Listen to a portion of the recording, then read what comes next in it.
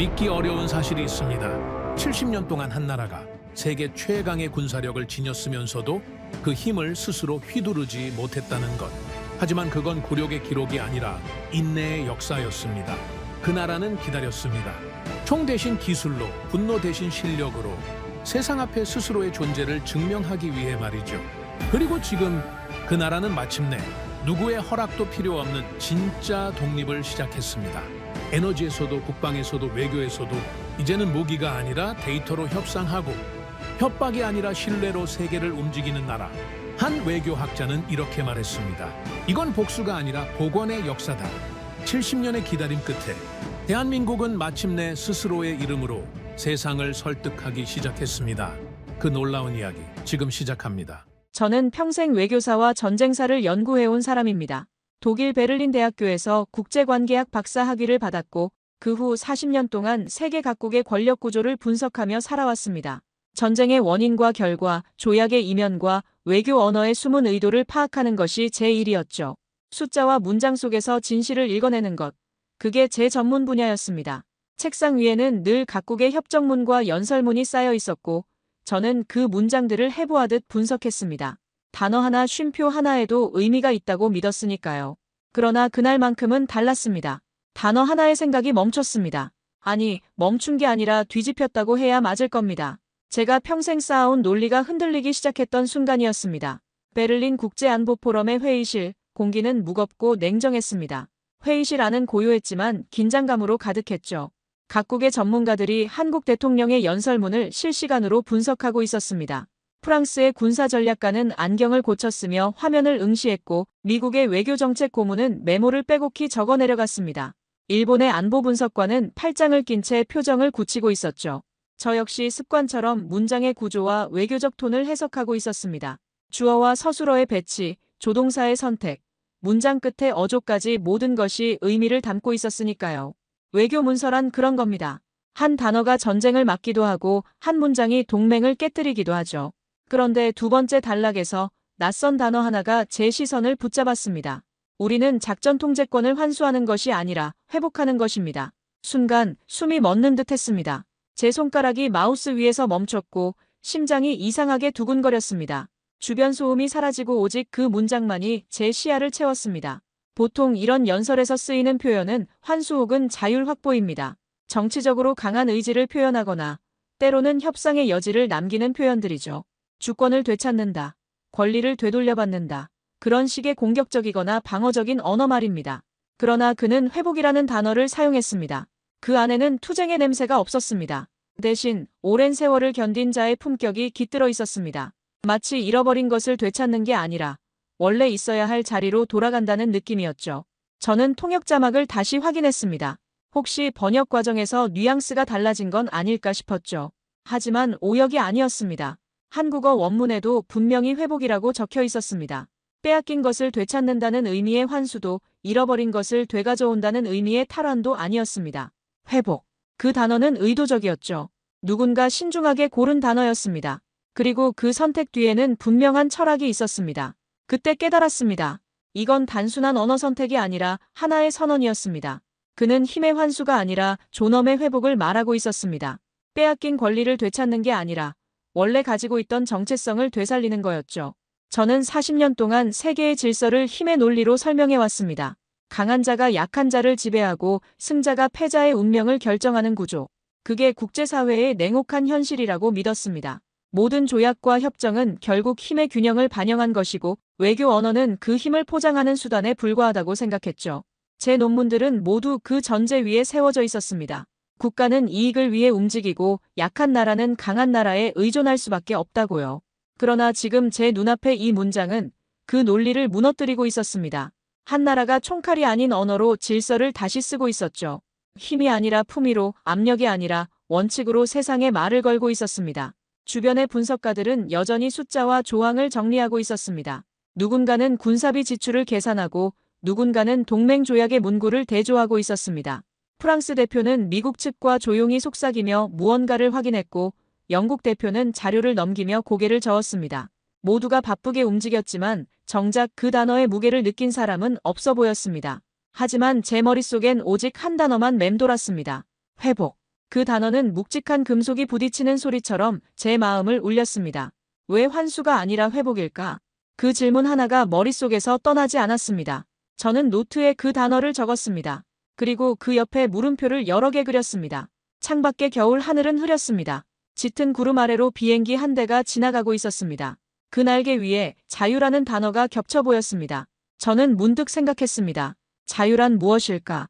스스로 날 수 있는 힘일까? 아니면 누구의 허락도 필요 없는 상태일까? 한국은 지금 그 자유를 이야기하고 있는 건 아닐까? 그들은 더 이상 허락을 구하지 않겠다고, 원래 자신들의 것이었던 권리를 되찾겠다고 말하는 게 아닐까? 그 생각이 들자 가슴이 뭉클해졌습니다. 세계의 언론들은 그날의 연설을 외교 전략으로만 다뤘습니다. 각국의 신문과 방송은 군사적 의미만을 분석했죠. 한국이 미국과의 관계를 재조정하려는 신호라느니, 동맹체제에 균열이 생길 것이라느니 하는 예측들이 쏟아졌습니다. 그러나 저에게는 달랐습니다. 그건 정치가 아니라 인간의 선언이었습니다. 힘의 복원이 아니라 존재의 복원이었죠. 한 국가가 자신의 정체성을 되찾는 순간이었습니다. 저는 당혹스러웠습니다. 학문은 언제나 냉정해야 합니다. 감정을 배제하고 객관적 사실만을 다루는 것. 그게 학자의 자세라고 배웠습니다. 제 지도 교수는 늘 말했죠. 연구자는 판단하지 말고 관찰해야 한다고요. 그러나 그날만큼은 마음이 흔들렸습니다. 그건 논리나 데이터로 해석할 수 없는 울림이었습니다. 마치 오래된 종이 천천히 울리는 것 같았습니다. 그 소리는 제 가슴 깊은 곳을 건드렸고 잠들어 있던 무언가를 깨웠습니다. 어쩌면 그건 학자이기 전에 인간으로서 느끼는 공감이었을지도 모릅니다. 시간이 지날수록 확신이 들었습니다. 이 단어의 기원을 추적해야 한다고 말입니다. 한국은 왜 지금 회복을 선언했을까? 그 배경에는 분명 오랜 세월의 그림자가 있을 것입니다. 70년이라는 시간 동안 무엇이 있었기에 그들은 환수가 아닌 회복을 선택했을까? 그 선택 뒤에는 어떤 고통과 인내가 숨어 있을까? 저는 알아야 했습니다. 그게 단순한 호기심이 아니라 학자로서의 책임처럼 느껴졌습니다. 그날 이후 저는 결심했습니다. 회복이라는 단어가 세상을 멈춰 세운 이유, 그 진실을 찾아야 한다고요. 그게 학자로서의 의무이자 인간으로서의 책임이라고 느꼈습니다. 저는 책상 서랍에서 빈 노트를 꺼냈습니다. 그리고 첫 장에 이렇게 적었습니다. 회복이란 무엇인가? 그리고 한국은 무엇을 회복하려는가? 그 밑에 날짜를 적고 저는 오래도록 그 문장을 바라보았습니다. 그날부터 제 연구는 새로운 방향으로 나아가기 시작했습니다. 저는 그날 이후 한국과 미국이 맺은 협정을 다시 살펴보았습니다. 연구실 책상 위에 두꺼운 문서철을 펼쳐놓고 하나하나 읽어내려가기 시작했죠. 종이에 적힌 문장들은 마치 오래된 족쇄처럼 차가웠습니다. 그 속에는 보호라는 단어가 있었지만 실제로는 통제였습니다. 문서의 표지에는 상호방 위조약이라는 제목이 붙어 있었지만 내용을 들여다보면 한쪽의 의무만 강조되어 있었습니다. 저는 한 줄 한 줄 읽으며 이상한 기분이 들었습니다. 이건 조약이 아니라 명령서에 가까웠으니까요. 한국은 세계 5위의 군사 강국이었습니다. 그 사실은 제가 조사한 군사력 평가 보고서에서도 명확했습니다. 최신 전투기와 탱크를 보유하고 있었고 훈련된 병력과 첨단 무기 체계를 갖추고 있었죠. 그러나 전쟁이 발발하면 자국 군대를 스스로 지휘할 수 없었습니다. 전시작전권이 미국 사성장군에게 넘어가 있었기 때문입니다. 평화로운 시기에는 한국이 자국 군대를 운용할 수 있었지만 정작 전쟁이 터지면 그 권한은 타국의 손에 넘어갔습니다. 표면적으로는 동맹이었지만 구조적으로는 종속이었습니다. 저는 그 문장들을 읽으며 숨이 막히는 느낌을 받았습니다. 이 협정은 냉전의 불안 속에서 만들어졌다고 기록되어 있습니다. 한국은 전쟁의 폐허 위에 서 있었고 미국의 보호가 절실했죠. 1950년대 초반 한반도는 여전히 전쟁의 상처로 얼룩져 있었습니다. 도시는 파괴되었고 경제는 무너졌으며 국민들은 생존을 위해 싸우고 있었습니다. 그런 상황에서 미국의 군사적 지원은 생명줄이나 다름없었죠. 그래서 한국은 작전권을 넘겼습니다. 임시적 조치로요. 그런데 그 임시적 조치는 70년이 지나도록 철회되지 않았습니다. 임시라는 단어가 얼마나 무의미한지 그 협정서가 증명하고 있었습니다. 이것이 바로 한 나라의 주권을 마비시킨 가장 오래된 계약이었습니다. 저는 그 문장을 읽으며 이상한 기분이 들었습니다. 단어 하나하나가 냉철하게 정리되어 있었지만 그 속엔 불균형이 있었습니다. 마치 한쪽이 숨을 쉴 수 없게 만드는 보이지 않는 손 같았습니다. 조약이라는 게 원래 쌍방의 합의를 전제로 하는 건데 이 문서는 일방적인 복종을 요구하고 있었습니다. 지휘권은 연합사령부에 위임한다. 그 문장 하나가 한국의 군사적 운명을 결정짓고 있었습니다. 위임이라는 단어는 부드럽게 들리지만 실제로는 포기와 다르지 않았죠. 저는 손으로 그 문장을 천천히 짚어보았습니다. 잉크가 바랜 종이 위에서 그 단어는 여전히 무거운 의미로 남아 있었습니다. 이해하려 했습니다. 당시의 시대적 맥락, 안보 불안, 동맹의 필요성. 저는 학자로서 모든 상황을 고려해야 한다고 믿었습니다. 한국의 입장에서는 선택의 여지가 없었을 겁니다. 북쪽의 위협은 실제했고 홀로 서기엔 너무 약했으니까요. 그러나 아무리 합리화를 시도해도 그 문장은 비정상적으로 보였습니다. 한 국가의 군대가 타국의 승인 없이는 움직일 수 없다는 사실. 그것은 동맹이 아니라 명백한 의존이었습니다. 아니, 의존을 넘어선 예속이었습니다. 저는 펜을 내려놓고 한숨을 쉬었습니다. 그때 깨달았습니다. 한국이 회복이라는 단어를 선택한 이유는 단순히 권한의 문제 때문이 아니었습니다. 그건 정체성과 존엄의 문제였습니다. 누구의 명령을 따르느냐보다 더 깊은 차원의 질문이었습니다. 우리는 아직도 타인의 허락 아래에 있는가? 우리는 독립된 국가인가? 아니면 보호받는 종속국인가? 그 질문 앞에서 한국은 70년 동안 침묵해야 했습니다. 그리고 이제 그들은 그 침묵을 깨기로 한 겁니다. 저는 노트에 이렇게 적었습니다. 회복이란 잃어버린 권한을 되찾는 게 아니라 잃어버린 자존감을 되살리는 것이다. 문서의 말미에는 또 다른 협정이 있었습니다. 한미 원자력 협정. 그 제목을 보는 순간 전율이 일었습니다. 군사 주권에 이어 에너지 주권마저 미국의 손에 묶여 있었습니다. 저는 다음 장을 넘겼습니다. 그곳에는 더욱 정교한 통제의 언어가 기다리고 있었습니다. 한국은 원자력 발전을 할 수 있지만 연료를 직접 만들 수는 없다는 조항이었죠. 저는 손가락으로 그 문장을 따라가며 읽었습니다. 천천히 한 글자씩요. 그 협정은 교묘했습니다.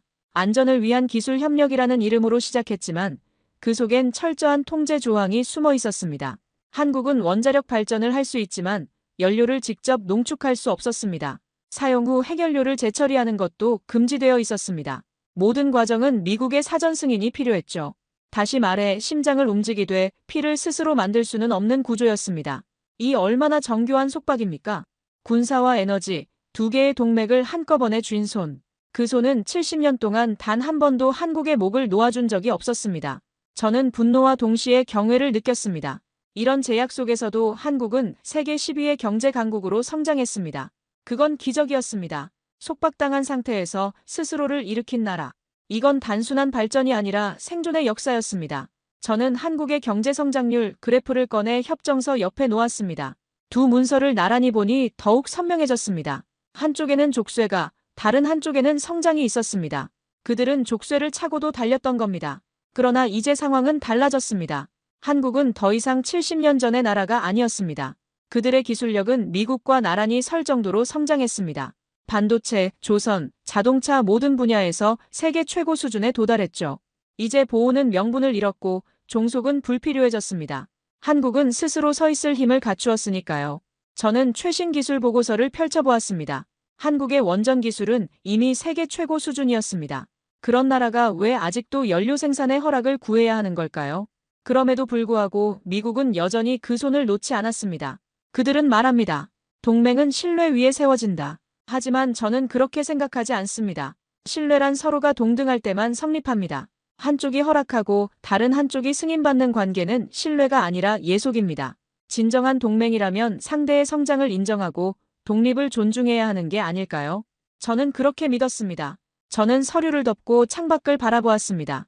어느새 저녁의 어둠이 내려앉고 있었습니다. 멀리에서 베를린 방송탑에 불빛이 켜졌습니다. 그 빛을 보며 생각했습니다. 70년 동안 한국은 빛을 잃지 않았구나. 어둠 속에서도 그들은 자신의 불을 지켜왔구나. 그리고 이제 그들은 그 불을 더 크게 키우려 하고 있습니다. 누구의 허락도 없이요. 그날 저는 확신했습니다. 회복이라는 단어는 우연이 아니었습니다. 그것은 침묵의 사슬을 끊는 시작이었습니다. 한국은 조용히 그러나 확고하게 자신의 길을 선언하고 있었습니다. 저는 노트를 덮으며 마지막으로 한 문장을 적었습니다. 종속의 시대는 끝나고 있다. 그리고 그 끝을 알리는 건 한국의 목소리였다. 저는 그날 이후 한미 원자력 협정의 조항을 세밀히 검토했습니다. 처음엔 그저 기술 협력 문서처럼 보였습니다. 표지에는 평화적 원자력 이용을 위한 협력이라는 그럴듯한 제목이 붙어 있었고 서문에는 상호 이익과 발전이라는 단어들이 나열되어 있었죠. 그러나 읽을수록 이상했습니다. 그 문장은 협력이 아니라 통제였습니다. 문서를 한 장 한 장 넘길 때마다 저는 점점 더 불편한 진실과 마주하게 되었습니다. 이건 동등한 두 나라 사이의 약속이 아니었습니다. 이건 일방적인 규제였습니다. 한국은 세계에서 손꼽히는 원전 기술 강국이었습니다. 그 사실은 제가 조사한 모든 자료에서 확인되었습니다. 아랍에미리트 사막 한가운데 원전을 완공한 나라, 수많은 국제 전문가들이 21세기의 엔지니어링 기적이라 부르는 나라였죠. 바라카 원전 프로젝트는 세계 원전 업계를 놀라게 만들었습니다. 예정보다 빠르게 완공되었고 안전성도 최고 수준으로 인정받았으니까요. 그러나 그 눈부신 기술력 뒤에는 아무도 말하지 않는 모순이 숨어 있었습니다. 저는 그 모순을 발견하는 순간 온몸에 소름이 돋았습니다. 한국은 원전을 짓지만 그 연료를 스스로 만들 수 없었습니다. 그리고 사용 후 핵연료를 처리할 권한도 없었습니다. 모든 과정은 미국의 사전 승인이 필요했습니다. 협정서의 세 번째 조항에는 이렇게 적혀 있었습니다. 농축 및 재처리는 양국의 사전 서면, 동의를 필요로 한다. 저는 그 문장을 여러 번 읽었습니다. 양국의 동의라고 쓰여 있지만 실제로는 미국의 일방적인 승인 구조였죠. 이 협정은 마치 자동차를 사면서 연료는 우리가 지정한 주유소에서만 구입하라고 명시한 계약 같았습니다. 겉으로는 상호 신뢰의 문서였지만 실상은 일방적인 지배 구조였습니다. 저는 그때서야 깨달았습니다. 군사적 지휘권의 사슬이 눈에 보이는 족쇄라면 이 원자력 협정은 보이지 않는 목줄이었습니다. 군대의 명령권을 쥐고 있는 손이 동시에 에너지의 밸브까지 틀어쥐고 있었던 것입니다. 저는 두 협정서를 나란히 펼쳐놓고 비교해 보았습니다. 하나는 군사를, 다른 하나는 에너지를 다루고 있었지만 구조는 똑같았습니다. 한국은 실행할 수 있지만 결정할 수는 없다. 움직일 수 있지만 방향을 정할 수는 없다. 이것이 70년간 이어진 통제의 본질이었습니다. 그들의 논리는 언제나 같았습니다. 핵 비확산을 위한 국제적 책임. 그 명분은 그럴듯하게 들렸습니다. 세계의 안전을 위해서는 핵기술이 무분별하게 퍼지면 안 된다는 주장이었죠. 저도 처음에는 그 논리에 동의했습니다. 그러나 그 명분 뒤에는 한 가지 전제가 숨어 있었습니다. 한국은 아직 믿을 수 없는 나라다. 그건 신뢰의 언어가 아니라 차별의 언어였습니다. 같은 기술을 가진 다른 나라들은 자유롭게 연료를 생산하는데 왜 한국만 안 되는 걸까요? 저는 그 이유를 찾을 수 없었습니다. 이 조항이 왜 치명적인지 이해하기까지는 오랜 시간이 걸렸습니다. 한국의 산업이 전기로 움직인다는 사실을 떠올리자 모든 게 명확해졌죠. 삼성의 반도체 공장, 포항의 용광로, 울산의 조선소, 그 모든 엔진의 30%는 원자력 발전이 공급하고 있었습니다. 저는 한국의 전력 생산 비율 그래프를 꺼내 들었습니다. 원자력이 차지하는 비중이 생각보다 컸습니다. 그렇다면 만약 그 연료 공급이 끊긴다면 어떻게 될까요? 상상만으로도 아찔했습니다. 공장이 멈추고 용광로에 불이 꺼지고 반도체 라인이 멈춰서는 장면이 그려졌습니다. 한 나라의 산업심장이 순식간에 정지하는 상황. 그건 단순한 기술적 문제가 아니라 국가의 생명선이 끊어지는 사건이었습니다. 경제가 무너지고 일자리가 사라지고 국민들의 삶이 멈춰 서는 겁니다. 그리고 그 모든 걸 결정할 권한이 한국에는 없었습니다. 다른 나라의 승인을 기다려야 했죠. 저는 손으로 이마를 짚었습니다. 이건 동맹이 아니라 인질극이었습니다. 더 놀라운 건 한국의 원전 저장 수조가 이미 한계에 다다랐다는 사실이었습니다. 수십 년간 쌓인 폐연료는 더 이상 둘 곳이 없었죠. 저는 한국에너지당국의 보고서를 찾아 읽었습니다. 거기에는 충격적인 수치가 적혀 있었습니다. 사용 후 핵연료 저장률 98%. 이건 단순히 미래의 위험이 아니라 이미 카운트다운이 시작된 폭탄이었습니다. 그 문제를 해결할 유일한 방법은 재처리였습니다. 하지만 재처리는 금지되어 있었습니다. 미국의 허락 없이는 단 한 걸음도 나아갈 수 없었죠. 저는 이 구조가 얼마나 기이한지 깨닫고 충격을 받았습니다. 한국은 세계에서 가장 완벽한 엔진을 만들 수 있지만 그 엔진에 넣을 연료는 타국의 승인 없이는 생산할 수 없었습니다. 그건 단순한 불평등이 아니라 에너지 주권의 상실이었습니다. 주권이란 무엇일까요? 스스로 결정할 권리입니다. 그런데 한국은 가장 중요한 순간에 스스로 결정할 수 없었습니다. 누군가의 허락을 기다려야 했죠. 저는 펜을 들고 노트에 적었습니다. 이것은 기술의 문제가 아니라 존엄의 문제다. 저는 그때 문득 이런 생각을 했습니다. 만약 어느 날 그들이 마음만 먹는다면 한국의 도시 전체가 어둠에 잠길 수도 있겠구나. 그 가능성만으로도 소름이 돋았습니다. 물론 그런 일이 실제로 일어날 가능성은 낮습니다. 하지만 가능성이 존재한다는 것 자체가 문제였습니다. 한 나라가 다른 나라의 생명줄을 쥐고 있다는 사실. 그게 바로 불평등의 본질이었습니다. 그러나 그보다 더 두려운 건 한국이 그 사실을 알면서도 견뎌왔다는 것이었습니다. 그들은 협정이 정한 경계 안에서 모든 한계를 극복해왔습니다. 허락받은 범위 안에서 세계 최고의 기술을 만들어냈습니다. 그건 기적이었습니다. 그러나 기적은 언제나 대가를 요구합니다. 한국은 스스로의 한계를 인정하면서도 그 한계를 넘어서려 노력했습니다. 저는 그 인내심에 경외감을 느꼈습니다. 지금 한국의 원전은 가득 차 있습니다. 새로운 연료를 넣으려면 오래된 폐기물을 치워야 합니다. 하지만 재처리 권한이 없는 한 그 수조는 더 이상 비워지지 않습니다. 이건 단순한 기술 문제가 아니라 시간의 문제입니다. 한국은 5년 안에 선택해야 합니다. 새로운 주권을 회복하느냐 아니면 다시 굴복하느냐. 저는 달력을 보며 계산했습니다. 5년. 그리 길지 않은 시간입니다. 그 시간 안에 한국은 결단을 내려야 합니다. 그날 저는 협정서를 덮으며 생각했습니다. 이건 단순한 에너지 문제가 아니었습니다. 이건 존재의 문제였습니다. 한 나라가 자기 힘으로 불을 밝힐 수 있는가? 그 질문 앞에서 저는 오래도록 침묵했습니다. 창밖으로 베를린의 불빛이 보였습니다. 저 불빛은 누구의 허락도 받지 않고 켜져 있습니다. 그러나 한국의 불빛은 달랐습니다. 그 빛 뒤에는 보이지 않는 사슬이 매달려 있었습니다. 저는 노트를 덮으며 마지막 문장을 적었습니다. 진정한 독립이란 스스로 불을 밝힐 수 있는 권리다.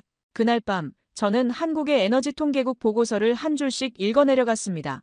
밤 11시가 넘은 시각이었지만 잠이 오지 않았습니다. 책상 위의 램프 불빛 아래서 저는 숫자들과 씨름하고 있었죠. 거기엔 눈에 보이지 않는 경고가 숨어 있었습니다. 사용 후 해결료 저장 수조 포화율 98%. 그 숫자는 단순한 통계가 아니었습니다. 그건 국가의 숨이 막히기 직전의 수치였습니다. 저는 형광펜으로 그 숫자의 밑줄을 그었습니다. 한 번, 두 번, 세 번. 그 숫자가 의미하는 바를 생각할수록 가슴이 답답해졌습니다. 한국의 모든 원전은 끊임없이 연료를 교체합니다. 오래된 연료봉을 빼내고 새로운 연료를 집어넣는 과정이 반복되죠. 원자로는 살아있는 심장과 같습니다. 멈추지 않고 뛰어야 하고 그러려면 계속 새로운 피가 공급되어야 합니다. 하지만 문제는 빼낸 연료를 둘 곳이 없다는 데 있었습니다. 지하 깊은 곳에 영구 저장 시설을 짓지 못한 채 수십 년 동안 임시 수조에 쌓아두는 방식으로 버텨왔습니다. 저는 한국 원전의 설계도를 찾아보았습니다.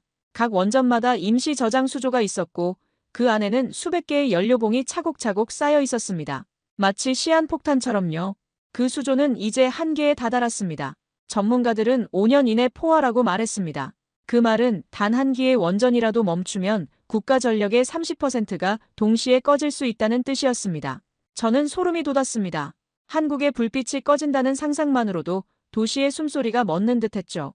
서울의 밤하늘에서 불빛이 사라지고 공장의 기계들이 멈추고 병원의 생명유지장치가 꺼지는 장면이 머릿속에 그려졌습니다. 그건 단순한 정전이 아니라 국가의 마비였습니다. 그러나 더 큰 문제는 이 사태가 외부에 알려지지 않는다는 것이었습니다. 언론은 안정적이라는 표현을 반복했습니다. 저는 한국의 주요 신문 기사들을 검색해 보았습니다. 원전은 안전하게 운영되고 있습니다. 전력 공급에는 문제가 없습니다. 그런 문장들이 반복되고 있었죠. 정부의 보고서는 관리 가능 범위라며 안심시켰습니다. 하지만 전문가들은 조용히 입을 다물었습니다. 이건 단순한 기술 문제가 아니었기 때문입니다.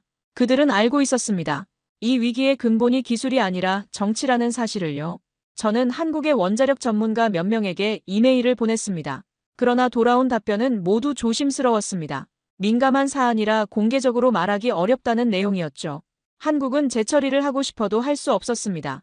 그 권한을 미국이 쥐고 있었기 때문입니다. 미국의 승인 없이는 단 하나의 폐연료봉도 움직일 수 없었습니다. 결국 한국의 수조는 시간이 정지된 공간이 되어버렸습니다. 그 안에는 수십 년의 열과 방사능, 그리고 억눌린 주권이 함께 끓고 있었죠. 저는 원전 수조의 사진을 찾아보았습니다. 푸른 빛을 띤 물속에 연료봉들이 가지런히 꽂혀 있었습니다. 고요해 보였지만 그 안에는 엄청난 에너지가 잠들어 있었습니다. 그리고 그 에너지는 갈 곳이 없었습니다. 저는 다시 협정서를 꺼내들었습니다. 거기엔 이렇게 적혀 있었습니다.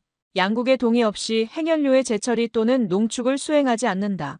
이 한 줄의 문장이 한국의 전력망을 통째로 묶고 있었습니다. 그 문장은 기술을 통제하는 게 아니라 시간을 지배하고 있었습니다. 한국은 시간과의 싸움을 하고 있었습니다. 수조가 가득 차기 전에 해결책을 찾아야 했죠. 그러나 해결책은 그들의 손에 있지 않았습니다. 다른 나라의 승인을 기다려야 했습니다. 저는 펜을 놓고 한숨을 쉬었습니다. 만약 5년 뒤 포화율이 100%를 넘는다면 한국은 선택해야 합니다. 하나, 원전을 멈춘다.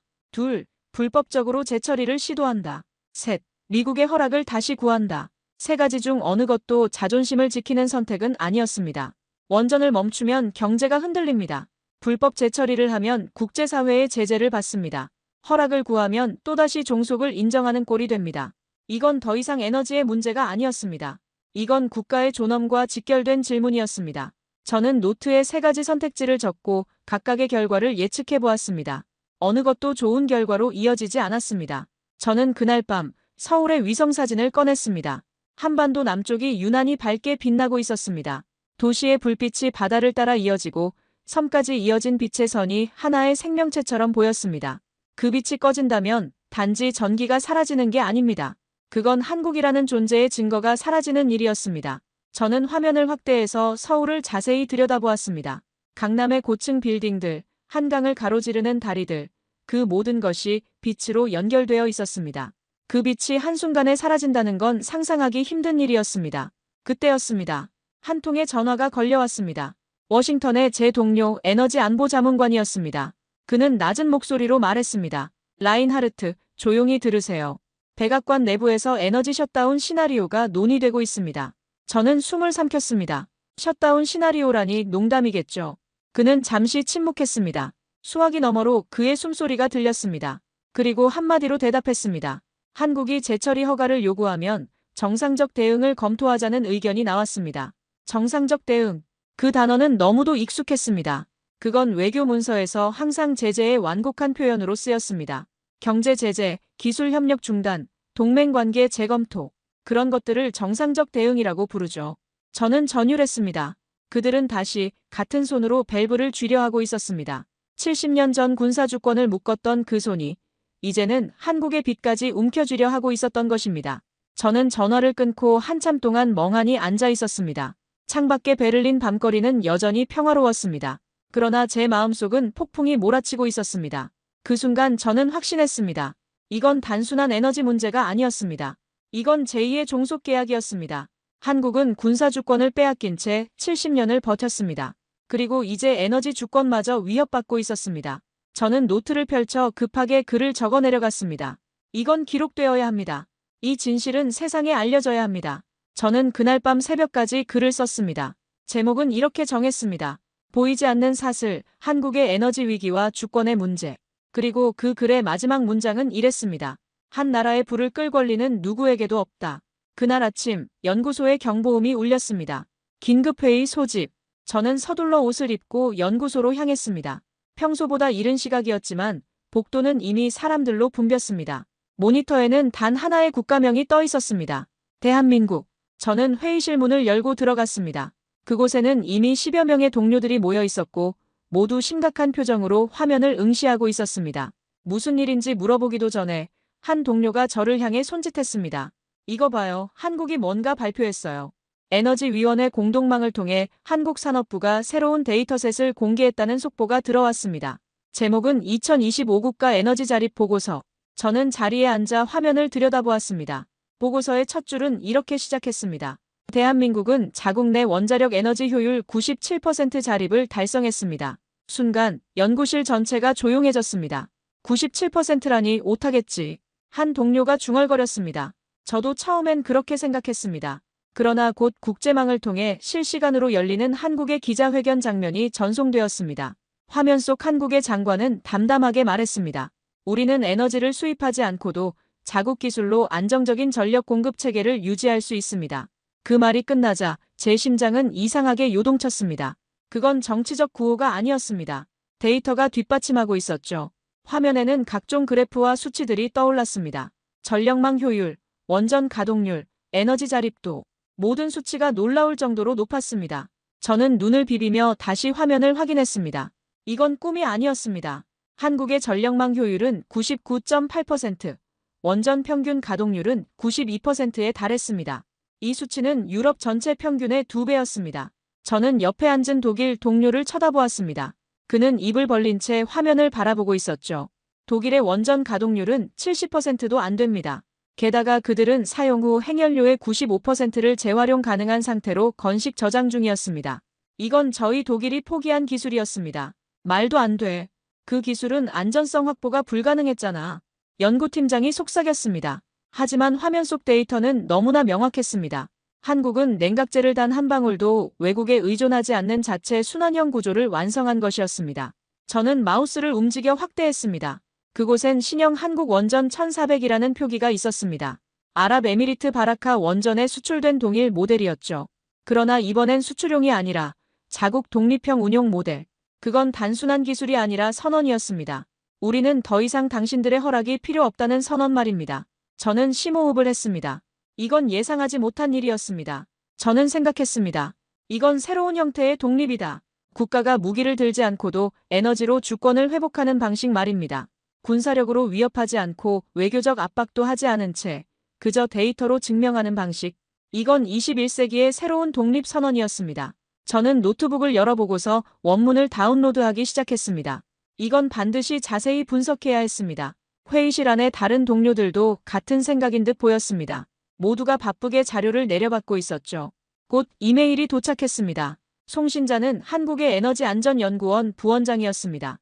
저는 한 번도 그와 직접 연락을 주고받은 적이 없었는데 어떻게 제 이메일 주소를 알았는지 궁금했습니다. 짧은 문장이 눈에 들어왔습니다. 우린 단지 효율을 높인 게 아닙니다. 선택권을 되찾은 겁니다. 그 말은 전시작 전권보다 무거웠습니다. 한 나라가 스스로의 부를 지킬 수 있다는 것. 그건 곧 생존의 정의를 새로 쓰는 일이었으니까요. 저는 그 문장을 여러 번 읽었습니다. 선택권. 그게 핵심이었습니다. 오후, 저는 동료들에게 말했습니다. 데이터 분석을 시작합시다. 독일의 전력 자립률 그래프와 한국의 최신 수치를 겹쳐보았습니다. 독일의 원전 의존도 6%, 한국의 원전 효율성 28%, 유럽이 버린 기술을 한국은 현실적 혁신으로 되살려냈던 겁니다. 저는 두 그래프를 나란히 놓고 비교했습니다. 독일은 탈원전을 선택했고 그 결과 전력 가격이 치솟았습니다. 반면 한국은 원전을 유지하면서도 안전성을 극대화했습니다. 두 나라의 선택은 달랐지만 결과는 명확했습니다. 한국의 방식이 더 효율적이었습니다. 하루가 저물 무렵 연구소의 조명이 하나둘 꺼졌습니다. 저는 남아서 마지막 그래프를 정리했습니다. 곡선 하나가 제 눈을 붙잡았습니다. 연료 재활용 비율 95.6%. 이건 단순한 효율 수치가 아니었습니다. 주권의 그래프였습니다. 한국은 재처리 권한이 없는 상황에서도 연료를 최대한 재활용할 수 있는 방법을 찾아낸 겁니다. 그들은 협정의 경계 안에서 최선을 다했고 그 결과 놀라운 성과를 만들어냈습니다. 저는 감탄하지 않을 수 없었습니다. 그 순간 저는 조용히 웃었습니다. 70년간 강대국들이 쥐고 있던 통제의 공식이 그 작은 반도에서 깨지고 있었던 겁니다. 한국은 허락받지 않았습니다. 대신 허락 없이 완성했습니다. 그들은 누구에게도 승인을 구하지 않았습니다. 그저 묵묵히 기술을 개발하고 데이터를 쌓고 결과를 증명했을 뿐입니다. 그리고 이제 그 결과를 세상에 내놓았습니다. 저는 노트에 이렇게 적었습니다. 진정한 자유는 허락이 아니라 증명으로 얻는 것이다. 그리고 그 사실을 증명한 건 사람이 아니라 데이터였습니다. 가장 조용한 방식으로 세상을 흔들 만한 선언이 시작되고 있었습니다. 한국은 목소리를 높이지 않았습니다. 협박하지도 않았습니다. 그저 숫자로 말했습니다. 우리는 할 수 있다. 우리는 이미 했다. 그리고 이제 우리는 선택할 것이다. 저는 창밖을 바라보았습니다. 어둠이 내려앉고 있었지만 제 마음속에는 이상하게 희망이 피어오르고 있었습니다. 한국의 선언은 단지 한국만의 것이 아니었습니다. 그건 모든 약소국들에게 보내는 메시지였습니다. 우리도 할 수 있다는 메시지 말입니다. 며칠 동안 저는 책상 앞을 떠나지 못했습니다. 한국의 보고서를 검증하겠다는 일념 하나로 전력망 데이터와 국제에너지위원회의 통계를 나란히 띄웠습니다. 커피잔은 비워지고 채워지기를 반복했고 창밖의 하늘은 밝아졌다 어두워지기를 되풀이했습니다. 처음엔 단순히 정치적 포장이라 생각했습니다. 숫자를 부풀리거나 유리한 부분만 강조했을 거라고 짐작했죠. 그러나 데이터는 거짓말을 하지 않았습니다. 제가 확인할수록 한국의 주장은 더욱 견고해졌습니다. 저는 점점 더 혼란스러워졌습니다. 이건 제가 알던 세계와 달랐으니까요.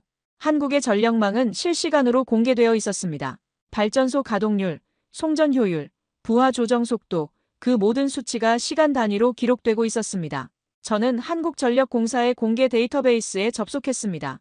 거기엔 전국의 모든 발전소 현황이 실시간으로 업데이트되고 있었죠. 원전뿐만 아니라 화력, 수력, 신재생 에너지까지 모든 정보가 투명하게 공개되어 있었습니다. 놀라운 건 그 정확도였습니다. 데이터 오차율이 0.03%에 불과했습니다. 독일은 아직도 시간차 데이터를 보정하며 논문을 쓰고 있었죠. 저는 독일 에너지청의 자료와 비교해 보았습니다. 우리의 오차율은 1%가 넘었습니다. 한국의 정확도는 우리보다 30배 이상 높았습니다. 가장 인상적이었던 건 지능형 전력망이었습니다. 한국은 전국의 전력 수요를 인공지능으로 예측하고 한 지역의 전력 사용량이 늘면 다른 지역의 잉여 전력을 자동 분배했습니다. 저는 그 시스템의 작동 방식을 분석했습니다. 서울에서 전력 수요가 급증하면 부산이나 대구의 여유 전력이 자동으로 송전됩니다. 그 과정에서 단 한 번도 정전이나 전압 불안정이 발생하지 않았습니다. 저는 지난 5년간의 데이터를 모두 검토했습니다. 단 한 건의 사고도 기록되어 있지 않았습니다. 그건 제가 알고 있던 원자력의 위험이 아닌 에너지의 질서 그 자체였습니다. 저는 다른 변수들을 대입해 보았습니다. 기후, 수요, 공급 변동성, 노후 설비 비율, 여름 폭염 시기의 냉방 수요 급증, 겨울 한파 때의 난방 부하, 명절 연휴 동안의 수요 변화, 모든 상황을 시뮬레이션해 보았습니다. 그러나 그래프는 흐트러지지 않았습니다. 마치 하나의 살아있는 생명체처럼 한국의 전력망은 스스로 균형을 유지하고 있었습니다. 저는 컴퓨터 화면을 멍하니 바라보았습니다. 이건 제가 배운 이론과 맞지 않았습니다. 교과서에서는 불가능하다고 했던 일이었으니까요. 그 순간 저는 깨달았습니다. 우리가 수십 년간 서방의 교과서에서 배운 안전과 효율과 윤리 중 하나는 포기해야 한다는 방정식이 한국의 모델에서는 모두 성립하고 있었습니다. 원전은 위험하니 안전을 위해 효율을 낮춰야 한다. 효율을 높이려면 안전 기준을 완화해야 한다. 윤리를 지키려면 둘 다 희생해야 한다. 우리는 그렇게 배웠습니다. 그러나 한국은 세 가지를 모두 지키고 있었습니다. 이건 불가능합니다. 제 입에서 무의식적으로 말이 새어나왔습니다. 그러나 불가능은 제 화면 위에서 현실이 되고 있었습니다. 그때 이메일 한 통이 도착했습니다. 보낸 이는 한국의 한 기술정책연구원이었습니다. 저는 며칠 전 질문 메일을 보냈었는데 드디어 답장이 온 겁니다. 그는 이렇게 썼습니다. 우리는 안전을 위해 효율을 버리지 않았습니다. 효율을 위해 윤리를 버리지도 않았습니다. 그 셋을 함께 지키는 방법을 찾은 겁니다. 저는 오랫동안 그 문장을 바라보았습니다. 그건 기술 보고서가 아니라 철학 선언문 같았습니다. 방법을 찾았다. 그 말이 제 가슴을 쳤습니다. 우리는 불가능하다고 포기했지만 한국은 방법을 찾았다는 겁니다. 자료를 다시 검토하면서 저는 그래프에 숨어있는 또 다른 진실을 보았습니다. 한국은 에너지를 통제의 수단으로 쓰지 않았습니다. 그들은 그것을 공공의 권리로 재정의하고 있었습니다. 저는 한국의 전력요금 체계를 살펴보았습니다. 누진제가 적용되어 있었지만 기본 생활에 필요한 전력은 매우 저렴했습니다. 가난한 사람도 전기를 쓸 수 있도록 설계된 구조였죠. 반면 과도하게 사용하는 대기업이나 부유층에게는 높은 요금을 부과했습니다. 이건 단순한 경제 논리가 아니었습니다. 이건 정의의 문제였습니다. 그 차이가 70년간 이어진 종속의 구조를 조용히 무너뜨리고 있었습니다. 저는 그날의 마지막 문장으로 이렇게 적었습니다. 한국은 에너지를 소유하지 않았다. 다만 스스로 사용할 권리를 회복했을 뿐이다. 그 문장을 쓰고 나니 모든 것이 명확해졌습니다. 이건 기술의 승리가 아니었습니다. 이건 철학의 승리였습니다. 한국은 에너지를 무기로 쓰지 않았습니다. 국민의 권리로 돌려준 겁니다. 그래서 그들의 시스템은 강했습니다. 국민이 신뢰하고 국민이 감시하고 국민이 지키는 시스템이었으니까요.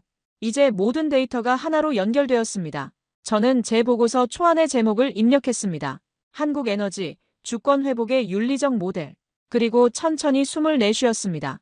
우리가 한국을 연구한다는 건 결국 우리 자신의 한계를 마주보는 일이었죠. 그들의 시스템은 단순히 효율이 아니라 존엄의 구조로 완성되어 있었습니다. 저는 창밖을 바라보았습니다. 베를린의 하늘은 여전히 흐렸지만 제 마음속은 이상하게 맑았습니다. 진실을 발견했을 때의 그 느낌이었습니다. 저는 노트를 덮으며 마지막으로 이렇게 적었습니다. 한국은 우리에게 질문을 던졌다. 기술은 누구를 위한 것인가? 에너지는 누구의 것인가? 주권이란 무엇인가? 그리고 그 질문에 답하는 것은 이제 우리의 몫이다.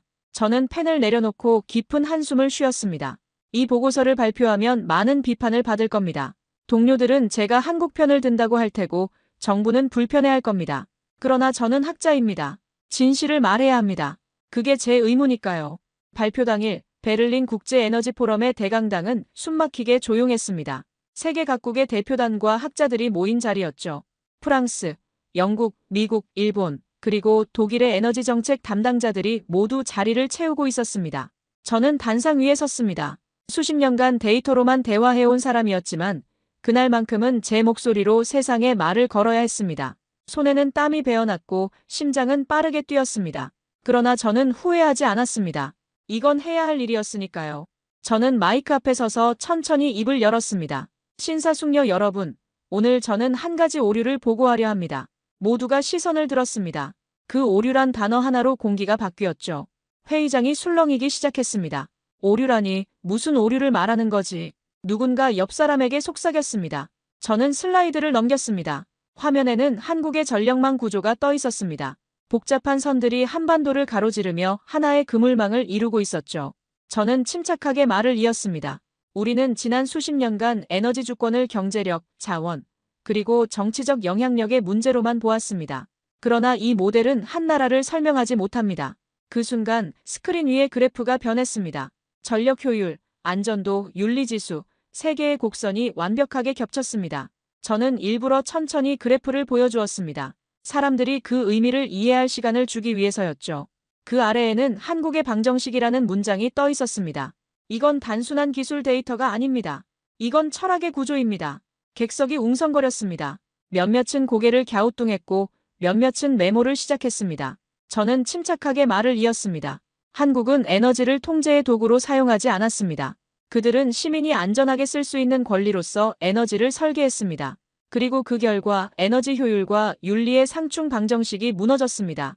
저는 다음 슬라이드를 넘겼습니다. 거기에는 한국의 전력요금 체계와 안전 기록이 나란히 정리되어 있었습니다. 숫자는 거짓말을 하지 않았습니다. 한국은 저렴하고 안전하고 윤리적인 에너지 시스템을 만들어냈습니다. 한 노 교수가 손을 들었습니다. 그는 프랑스 원자력정책위원회 위원이었습니다. 저는 그를 알고 있었습니다. 원전 산업에서 오랫동안 일해온 권위자였죠. 슈타인 박사, 당신은 지금 한국의 체계를 서방의 윤리 모델보다 우위에 둔다는 겁니까? 그의 목소리에는 분명한 불쾌감이 섞여 있었습니다. 회의장이 다시 조용해졌습니다. 모두가 제 대답을 기다리고 있었습니다. 잠시 정적이 흘렀습니다. 저는 천천히 고개를 끄덕였습니다. 그렇습니다. 그들의 모델은 더 이상 기술적 실험이 아닙니다.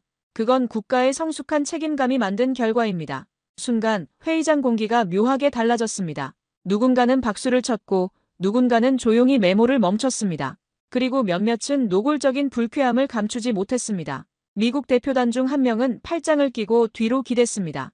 일본 대표는 고개를 저으며 동료와 속삭였습니다. 저는 그들의 반응을 예상했습니다. 그러나 멈출 수 없었습니다. 진실은 말해져야 했으니까요. 그러나 저는 멈추지 않았습니다. 우리가 지금까지 의존이라고 부른 많은 나라들이 실은 자립의 가장자리에서 우리의 눈치를 보고 있었던 것 아닙니까? 그 말에 몇몇 대표단의 얼굴이 굳었습니다. 특히 미국 대표단 쪽에서 긴장감이 느껴졌습니다. 하지만 저는 그 표정 속에서 진실의 반응을 보았습니다. 그건 불쾌가 아니라 당혹감이었죠. 그들도 알고 있었습니다. 제가 말하는 게 거짓이 아니라는 걸요. 다만 인정하고 싶지 않았을 뿐입니다. 저는 회의장을 천천히 둘러보았습니다. 모두가 제 다음 말을 기다리고 있었습니다. 저는 마지막 슬라이드를 띄웠습니다. 거기에는 단 한 문장만이 적혀 있었습니다. 한국은 독립을 선언하지 않았다. 다만 누가 그들의 독립을 허락했는지 묻지 않았을 뿐이다. 잠시 침묵이 흘렀습니다. 그 침묵은 무거웠습니다. 누군가는 그 문장의 의미를 곱씹고 있었고 누군가는 불편해하고 있었습니다. 그리고 누군가 천천히 박수를 쳤습니다. 뒷좌석에 앉아있던 젊은 연구자였습니다. 곧이어 박수는 번졌고 그 속에서 저는 처음으로 데이터가 아닌 진실로 사람들과 연결된 느낌을 받았습니다. 그날 회의가 끝나고 한 기자가 제게 다가왔습니다. 그는 독일의 유명 일간지 기자였습니다. 박사님, 한국의 모델은 결국 성공할까요? 저는 잠시 생각하다가 대답했습니다. 그건 이미 성공했습니다. 이제 남은 건 우리가 그걸 인정할 용기가 있느냐는 겁니다. 그 답변 이후 한국의 이름은 더 이상 변방의 기술국이 아니라 새로운 기준으로 불리기 시작했습니다. 저는 그날 밤 호텔방으로 돌아와 창밖을 바라보았습니다. 베를린의 야경이 펼쳐져 있었습니다. 며칠 후 제 이메일 받은 편지함은 폭발했습니다. 찬사와 비난이 뒤섞여 있었습니다. 어떤 동료는 제가 용기 있는 발표를 했다고 격려했고 어떤 동료는 제가 학자로서의 중립을 잃었다고 비판했습니다. 한 미국 대학 교수는 이렇게 썼습니다. 당신은 정치적 편향에 빠졌다. 저는 그 메일을 읽고 씁쓸하게 웃었습니다. 진실을 말하는 것이 편향이라면 저는 기꺼이 편향되겠습니다. 저는 그렇게 답장을 보냈습니다. 학문은 권력이 아니라 진실을 섬겨야 한다고요. 그러나 더 많은 사람들이 지지를 보내왔습니다. 특히 젊은 연구자들이었습니다. 한 대학원생은 이렇게 썼습니다. 교수님 덕분에 용기를 얻었습니다. 저도 제 연구에서 진실을 말하겠습니다. 그런 메시지들을 읽을 때마다 제 가슴은 뜨거워졌습니다. 제 발표가 누군가에게 영향을 주고 있다는 걸 느꼈으니까요. 저는 그날 밤 오랫동안 답장을 썼습니다. 한 통 한 통 정성껏요. 그들에게 감사를 전하고 계속 진실을 추구하라고 격려했습니다. 한 달쯤 지나자 학계의 분위기가 조금씩 바뀌기 시작했습니다. 처음에는 저를 비판하던 사람들도 한국의 데이터를 직접 확인하기 시작했습니다. 그리고 그들도 저와 같은 결론에 도달했습니다. 한국은 정말로 새로운 모델을 만들어냈다는 것을요. 영국의 한 에너지 연구소는 한국 모델 연구팀을 만들었고, 덴마크는 한국과 기술 협력을 논의하기 시작했습니다. 저는 그 소식을 들으며 안도했습니다. 진실은 결국 받아들여지는구나. 저는 그렇게 생각했습니다. 그날의 발표 이후 저는 더 이상 예전의 제가 아니었습니다. 저는 단순히 데이터를 분석하는 학자가 아니라 진실을 말하는 목소리가 되었습니다. 그리고 그 목소리는 점점 더 많은 사람들에게 닿고 있었습니다. 저는 학자로서가 아니라 인간으로서 말했습니다. 그리고 그것이 옳은 선택이었다고 믿었죠. 제 양심은 편안했습니다. 발표가 끝난 후 며칠 동안은 세상이 조용했습니다. 언론도 학계도 심지어 동료들조차 말을 아꼈습니다. 복도에서 마주치면 어색하게 눈을 피하거나 짧게 인사만 하고 지나갔습니다. 저는 그 침묵이 두려웠습니다. 이제 나는 외톨이가 되겠구나 하는 생각이 들었죠. 연구실로 출근하는 발걸음이 무거웠습니다. 혹시 제가 너무 나간 건 아닐까? 학자로서의 선을 넘은 건 아닐까? 그런 생각들이 머릿속을 맴돌았습니다. 밤에는 잠이 잘 오지 않았습니다. 천장을 바라보며 제 선택이 옳았는지 되묻곤 했습니다. 그러나 일주일쯤 지나자 조용한 변화가 시작되었습니다. 영국의 에너지 윤리학회에서 제 논문을 인용하기 시작했고, 덴마크와 핀란드 연구소에서도 한국의 방정식 검토팀이 만들어졌습니다. 그들은 제게 자료 협조를 요청해왔습니다. 아침에 출근하면 이메일 받은 편지함에는 수십 통의 메시지가 쌓여 있었습니다. 슈타인 박사, 당신이 말한 한국의 방정식의 원문을 볼 수 있을까요? 그 이메일을 보는 순간 저는 이상하게 웃음이 났습니다. 불과 몇 주 전까지만 해도 비이성적인 동양 모델이라 비웃던 사람들이 이제는 그 방정식을 연구하기 시작한 것이죠. 하지만 세상의 반응보다 더 큰 변화는 제 안에서 일어났습니다. 그동안 저는 기술을 통제라고 믿었습니다. 더 정교하게, 더 안전하게, 더 효율적으로, 그게 인간의 진보라고 생각했죠. 국가는 에너지를 관리하고 전문가는 그것을 감독하고 국민은 그저 사용하기만 하면 된다고 여겼습니다. 그게 선진국의 방식이라고 배웠으니까요. 그러나 한국의 시스템을 연구하면서 깨달았습니다. 진정한 진보는 신뢰를 전제로 한 통제의 해방이라는 걸요. 국민을 믿고 투명하게 공개하고 함께 책임지는 것. 그게 진짜 선진 시스템이었습니다. 한국은 데이터를 숨기지 않았습니다. 그 투명함이야말로 진짜 안전을 만들고 있었습니다. 국민이 감시하니까 정부는 거짓말을 할 수 없었고 전문가들은 더욱 책임감 있게 일했습니다. 그게 바로 자립의 방식이었습니다. 저는 독일의 시스템과 비교해 보았습니다. 우리는 정보를 제한하고 전문가만 접근할 수 있게 만들었습니다. 그게 안전하다고 믿었죠. 그러나 한국의 방식이 더 효과적이었습니다. 저는 그 후로 수많은 세미나에서 같은 말을 반복했습니다. 기술의 발전보다 더 어려운 건 그 기술을 믿을 수 있는 사회를 만드는 일입니다. 그 문장을 할 때마다 회의장 뒤쪽에 앉아 조용히 듣던 젊은 연구자들이 고개를 끄덕였습니다. 그들의 눈빛은 예전의 저와 달랐습니다. 데이터보다 인간을 먼저 바라보는 눈이었죠. 저는 그 눈빛을 볼 때마다 희망을 느꼈습니다. 다음 세대는 우리보다 더 나은 세상을 만들 수 있을 거라고요. 그들은 이미 다른 질문을 던지고 있었습니다. 기술은 누구를 위한 것인가? 발전은 무엇을 의미하는가? 그런 근본적인 질문들 말입니다. 몇 달 뒤 한국에서 한 통의 메일이 도착했습니다. 서울과학기술포럼이었죠. 한국의 에너지 정책을 논의하는 국제 행사였고 저를 기조 연설자로 초청한다는 내용이었습니다. 저는 오래 고민했습니다. 직접 가야 할까 아니면 그냥 온라인으로 참여할까. 한국은 먼 나라였고 제 나이도 이제 이른을 바라보고 있었습니다. 긴 비행이 부담스러웠죠. 결국 저는 비행기를 타지 않았습니다. 건강상의 이유도 있었지만 무엇보다 제가 직접 가는 것보다 제 연구가 말하게 하고 싶었습니다. 대신 이메일로 회신했습니다. 당신들의 모델을 연구하며 저는 한 가지를 배웠습니다. 자립은 기술로 증명되는 것이 아니라 서로를 믿는 태도로 완성된다는 것을요. 그 메일을 쓰며 저는 뭉클했습니다. 40년 동안 학자로 살아오며 배운 가장 큰 교훈이 그 한 문장에 담겨 있었으니까요. 그날 이후 제 연구실 책상에는 작은 사진 한 장이 놓여 있습니다. 한국의 원전 기지 위로 떠오르는 아침에 한국 동료가 보내준 사진이었습니다. 바다 위로 해가 떠오르고 그 빛이 원전의 하얀 돔을 비추는 장면이었죠. 그 빛이 제게는 어떤 선언처럼 느껴졌습니다. 우리는 스스로 빛을 만들 수 있다는 선언 말입니다. 저는 그 사진을 볼 때마다 이렇게 생각합니다. 한국은 독립을 주장하지 않았다. 그들은 이미 독립된 존재였기 때문이다. 그들은 허락을 구하지 않았습니다. 그저 증명했을 뿐입니다. 이제 저는 감시자가 아니라 존중하는 관찰자로 남아 있습니다. 그게 과학자의 마지막 역할일지도 모르겠습니다. 진실을 밝히되 그 진실을 함부로 재단하지 않는 것, 판단하지 않고 이해하려 노력하는 것. 저는 이제 한국의 데이터를 볼 때 숫자만 보지 않습니다. 그 숫자 뒤에 있는 사람들을 봅니다. 밤낮으로 일하는 기술자들, 안전을 감시하는 시민들, 더 나은 미래를 꿈꾸는 젊은이들. 그들이 만든 기적을 봅니다. 그리고 그 기적을 존중합니다. 그래서 오늘도 저는 새 데이터를 열며 그들의 이름을 조용히 되뇌었습니다. 대한민국 통제에서 존중으로 넘어간 인류의 첫 번째 실험이었습니다. 작은 나라가 조용히 세상을 바꾼 이야기는 아직도 진행 중입니다. 저는 창밖을 바라보며 조용히 미소 지었습니다. 제 인생의 마지막 연구가 가장 의미 있는 연구가 되었습니다. 저는 그것으로 충분히 만족했습니다. 회복이란 잃어버린 것을 되찾는 게 아니라 원래 있어야 할 자리로 돌아가는 것이다.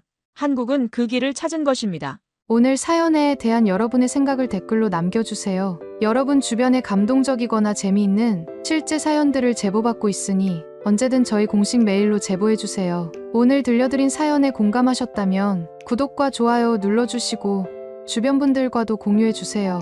여러분의 작은 관심과 응원이 영상 제작에 큰 힘이 됩니다. 오늘도 여러분의 하루의 작은 즐거움이라도 되었기를 바라며 지금까지 감동뭉클이었습니다. 끝까지 시청해주셔서 감사합니다. 다음에 더 감동적인 사연으로 찾아뵙겠습니다.